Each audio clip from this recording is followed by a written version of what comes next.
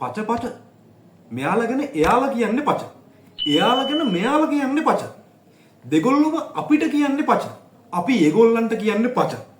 මේ දවස්වල ලංකාවේ දේශපාලනේ අංක 1 මාතෘකාව තමයි පච. දේශපාලන පච. දේශපාලන පච ගැන පොඩ්ඩක් කතා කරන්න ඕන කියලා හිතුණා. හැබැයි තවත් පචයක් නොවන විදිහට දේශපාලන පච ගැන තර්කානුකූලව විද්‍යානුකූලව කතා කරන්නයි මේ ලෑස්ති වෙන්නේ. කැමති කට්ටියට පුළුවන් අපිත් එක්ක එකතු වෙලා දේශපාලන පචවල විද්‍යාව හොයාගන්න.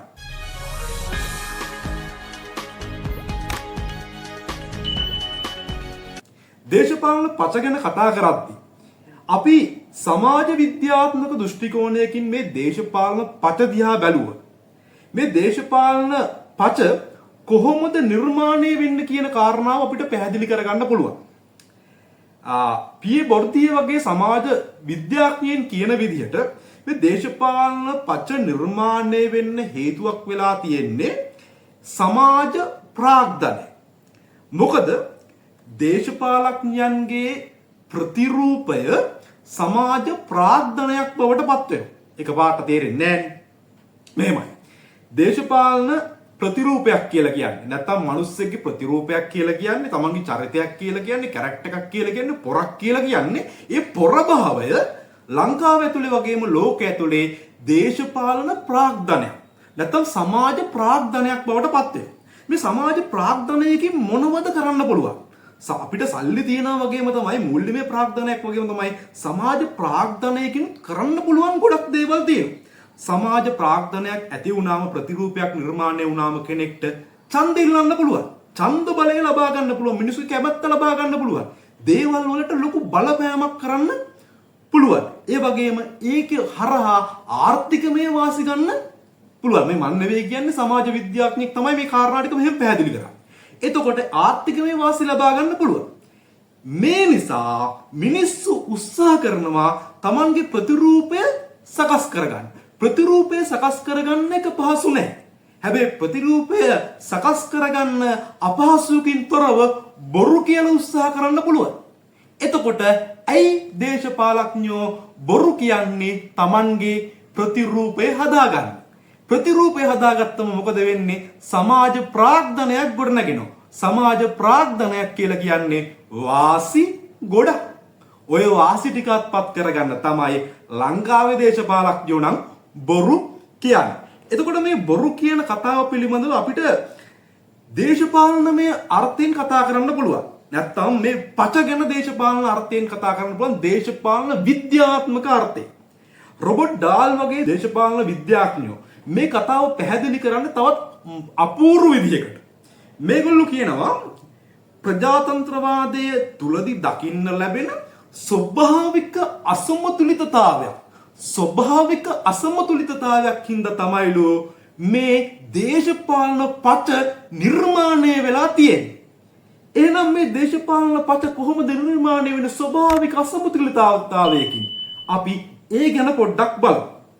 මේක මෙහෙමයි වෙන්නේ. රොබර්ට් ඩාල් කියනවා දේශපාලන බොරු යනු ප්‍රජාතන්ත්‍රවාදී ක්‍රියාවලිය තුළ පවතින ස්වභාවික අසමතුලිතතාවයක ප්‍රතිඵලයක් කියලා. ඒ වගේම එයා පැහැදිලි කරනවා ඡන්දදායකයන්ට පූර්ණ තොරතුරු නොලැබෙන අතර පුද්ගලයන්ට ඒ පූර්ණ තොරතුරු ලබා ගැනීමේ හැකියාවක් නැහැ. මොකද මානවය විදියට සීමා පවතිනවා කියලා. ඉතින් අපිට හැම තොරතුරක්ම හැම දෙයක්ම එකපාර දැනගන්න බෑනේ. එතකොට ඒක ස්වභාවිකයිනේ. ඒතරේ ස්වභාවික හැම තොරතුරක්ම දැනගන්න බැරි ඉඳ ඉඩක් නිර්මාණය වෙනවනේ කෙනෙක්ට බොරු කියන්න. ඒතකොට ඒ ඉඩකඩ නිර්මාණය වීම ස්වභාවිකයිනේ. ඒතර බොරු කියන උන් ඉන්න එක ස්වභාවිකයිනේ. එතකොට අර ප්‍රතිරූප හදාගන්න කට්ටිය බොරු කියන එක ස්වභාවිකයිනේ. බොරු පොරොන්දු දෙන එක ස්වභාවිකයිනේ. එතකොට ස්වභාවිකව තියෙන ගැටලුවක් තමයි මේ දේශපාලඥයෝ පච කියන්න පාවිච්චි කරන්නේ. ලංකාවේ එහෙම තමයි. අපිට ඔක්කොම තොරතුරු තියෙනවා නම් අපි ඔක්කොම හරියටම දන්නවනම් කාටවත් පච කියන්න බෑ.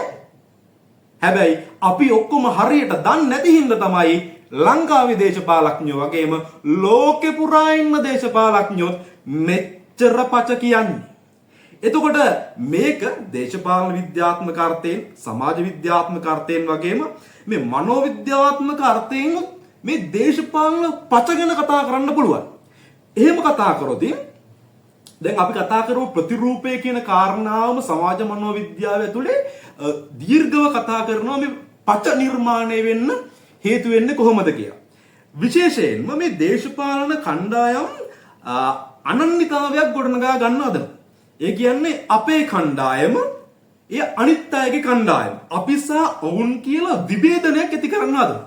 දැන් මේ විභේදනය ඇති කරන්න Tamanගේ ආධාරකරුවන් තුල Taman ගැන විශ්වාසය ඇති කිරීමේ අරමුණෙන් දේශපාලන පක්ෂ අපිට පච කියනවා. Taman ගැන විශ්වාසය ඇති කරන්න අනිත් අය ගැන අවිශ්වාසය ඇති කරන්න ලංකාවේ දේශපාලන පක්ෂත් අපිට පච කියනවා, පච කියලා තියනවා, අපි පච අහලා තියනවා, අපි පච පිළි අරගෙනත් තියෙනවා. ඉතින් ඒ වගේම තමයි මේක හරහා මොකද සිද්ධ වෙන්නේ? මේක තමයි බරපතලම වැඩේ. සමාජ පරිණාමය තුල අපි මේ දේශපාලන පචවලට අනුගත වුණාම පස්සේ, හුරු වුණාම පස්සේ දේශපාලඥයන් තුල සත්‍ය පැවසීමට තිබෙන, සත්‍ය කතා කිරීමට තියෙන වගවීම නැති වෙනවා. වගවීම නැති වෙලා මේක සාමාන්‍ය තත්ත්වයක් බවට පත් වෙනවා. විපක්ෂනුත් බොරු කියනවා, පච කියනවා, ආණ්ඩුවනුත් පච කියනවා, විපක්ෂ පච කියනවා කියලා ආණ්ඩුවෙන් කියනවා, ආණ්ඩුවෙන් පච කියනවා කියලා විපක්ෂ කියනවා. කවුද ඇත්ත කියන්නේ කියලා හොයාගන්න බැරි ලෙවල් එකට පච සාමාන්‍යකරණය වෙනවා. ඉතින් මේක තමයි මේ වෙනකොට ලංකාවේ සිද්ධ වෙලා තියෙන්නේ. අවුරුදු ගාණක් පචහාලා දැන් පච සාමාන්‍යකරණය වෙලා. ඊට පස්සේ පච ගැන කතාව තවත් පැත්තකට යනවා. මේ පච ගැන කතාවේ හොඳම කෑල්ල තමයි මේ කෑල්ල. මොකද්ද? මේ පච වලින් අපි බේරෙන්නේ කොහොමද? ඒ වගේම මේ පච වලට අපි රැවටෙන්නේ කොහොමද?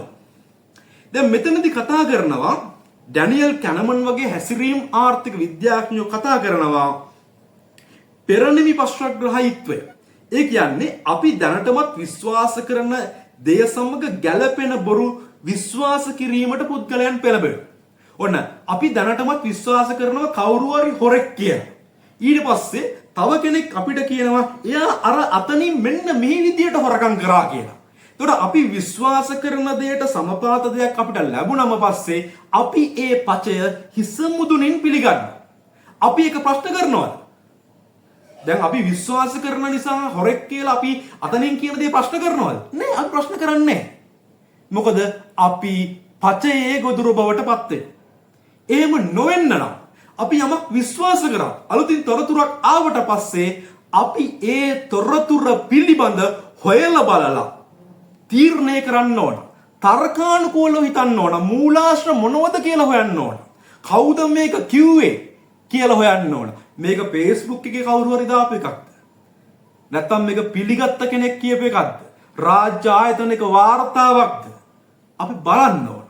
එහෙම බලන්නේ නැතුව අපි හැම නිතරම පච පිළිගන්නවා. පච පිළි අරගෙන සැරෙන් සැරේ එක එක්කෙනාව මාරු කර බලනවා. ඕක තමයි මෙච්චර කල් සිද්ධ වෙන්නේ. එතකොට මේක සිද්ධ වෙද්දී, මේක නිරන්තර සිද්ධ වෙන බරපතල කාරණාව තමයි මම මුලිනුත් කිව්ව විදියට පච සාමාන්‍යකරණය වෙලා අපි පච ජීවීන් බවට පත් වෙලා රටක් විදියට පච වෙලා යන එක. එහෙනම් දේශපාලන පච ගැන පරිස්සම් වෙන්න. ආණ්ඩුව පච කියනවද? විපක්ෂයේ පච කියනවද? කවුරු පච කියනවද කියලා මම ඔබට කියන්නේ. පච කියන්නේ කවුද කියලා ඔබ තීරණය කරන්න. එහෙනම් අපි ගිහින් එන්නම් ආයෙත් දවසක මේ වගේ දේශපාලන මාතෘකාවක් වෙනස් තැනක ඉඳලා කතා කරන බලාපොරොත්තු වෙයි. ස්තුතියි.